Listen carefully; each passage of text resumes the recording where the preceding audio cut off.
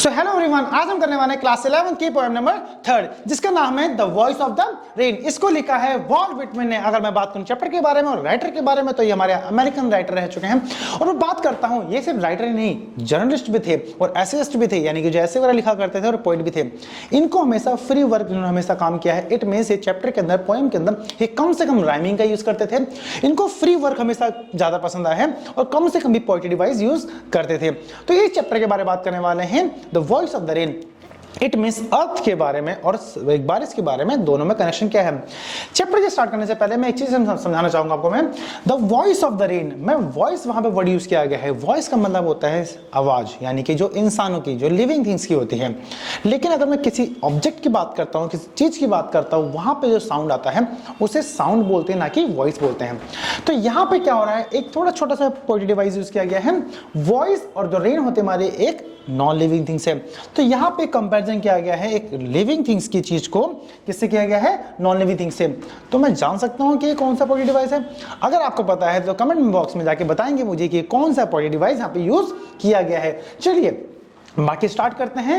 ये कौन सा चैप्टर हमारा करने वाले हैं, चैप्टर तो पता ही आपको, the voice of the rain. इसमें बात करने वाले हैं कि दोनों में डिस्कशन हुआ है, पोइट के अंदर और बारिश के बीच में।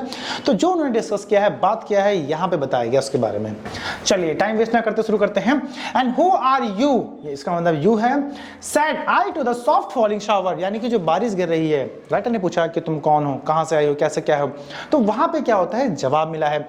विच strange to tell give me an answer, he is translated. तो राइटर कहते हैं, पोएटर कहते हैं हमारे, कि जो मुझे जवाब मिला है, जो उन्होंने पूछा कि तुम कौन हो, तो वहां से जवाब आया है। और जवाब में क्या आया है, यहां पे ट्रांसलेट किया गया है उसके साउंड को, उसकी वॉइस को। I am the poem of earth, sad the voice of the rain. तो यहां पे कहते हैं जो जवाब आया है, जो वहां से एक आंसर आया है, तो यहां पे ट्रांसलेट किया गया, समझाया गया है।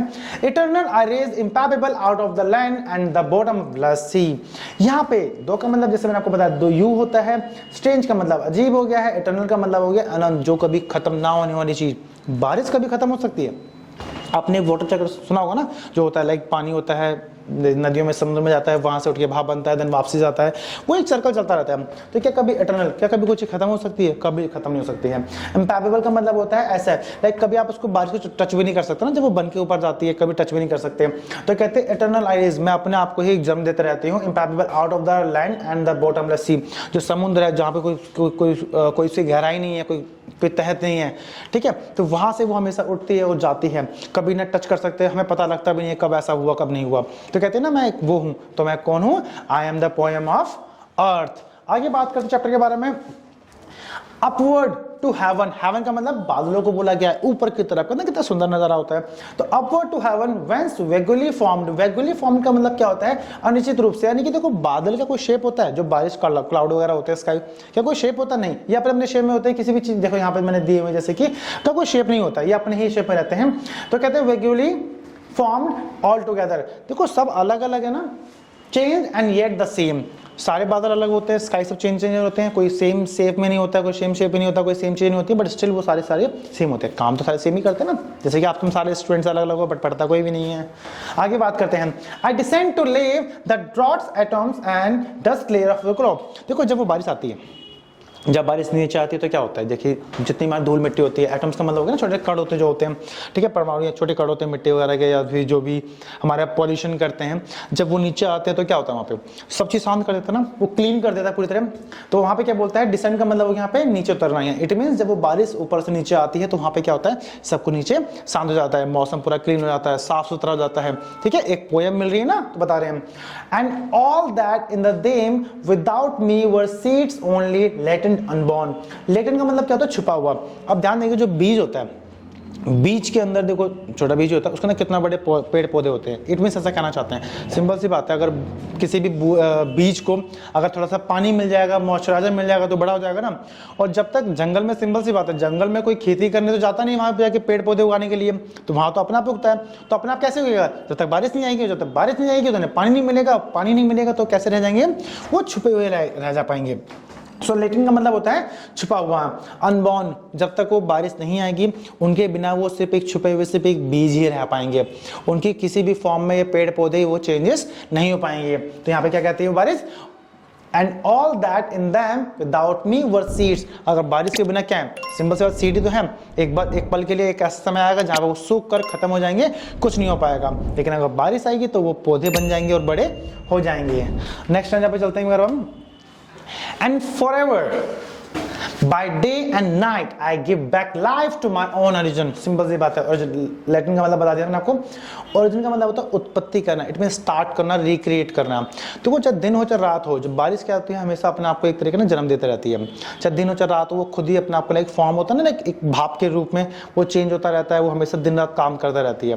कहीं ना कहीं बरस जाएगी, चीज़ें खत्म हो गई, बट स्टार्टिंग से वो पानी जाएगा नदियों में, देन वापसी भाप बन के ऊपर जाएगा, एक वेगुलरली फॉर्म्ड में आएंगे, देन दोबारा बारिश होगी। ये चलता रहता है कहीं ना कहीं। And make pure and beautify the it. और क्या करता रहता है, सेम क्या करता है, हमारे जो हवा होती है, हमारा जो एक मौसम होता है, हमारा जो वेदर होता है, हमारा जो एटमॉस्फेयर होता है, वो सबको चेंज करते रहते हैं, आते रहती है। क्यों? बस एक पोएम है मिलने के लिए, ठीक है। For song issuing from the birthplace after the fulfillment of one dream। Fulfilment का मतलब क्या होता है, पूरी चीज़ें करना, पूर्ति करना। जैसे वहाँ से आती है, ठीक है, नीचे आती है, और एक कमियों को पूरा करना। कमियाँ पूरी कैसे क्या होती हैं, जो बीजों को अच्छा कर दिया, ठीक है, एक हमारे मौसम को अच्छा कर दिया, पॉल्यूशन चीज़ों को बंद कर दिया, जो भी काफ़ी ज़्यादा धूल मिट्टी उड़ती है सबको शांत कर दिया ना। वो बस आती है, अपना काम करती है, देन वापसी वही रूट पे चली जाती है, ठीक है। Recked and unrecked duly with love returns. ठीक है, जैसे वो आती है, एक पोएम है तो अपना एक पोएम प्यार बरस आती है बारिश, अपना एक सॉन्ग आती है, और जो भी है एक धरती को, एक अर्थ को, सारी चीज़ें उसको दे जाती है जो भी चाहिए होता है उसको, ठीक है। और अब एक अर्थ को पूरी तरह से प्योर कर जाती है। ये बताया गया इस पोएम के बारे में। समझ में आ रहा है? आगे देखते हैं एक बार। मैंने चैप्टर के बारे में, लाइक पोएम के बारे में, सॉरी, इंट्रोडक्शन पूरा दिया हुआ है, समरी भी दी हुई है, मैंने सबको समझाया हुआ है इस चैप्टर के बारे में। चलिए मैं बात करता हूँ। अगर आपको ये नोट चाहिए तो आप उसके लिए क्या करना पड़ेगा, हमारे डिस्क्रिप्शन बॉक्स में जाना पड़ेगा, वहाँ पे लिंक दिया गया है, वहाँ पे जाके आप लिंक पे क्लिक करके वहाँ से आप सारे फॉर्म्स, सॉरी, आपकी जो समरी वगैरह डाउनलोड कर सकते हैं, ताकि आपको समझने में कोई दिक्कत ना हो।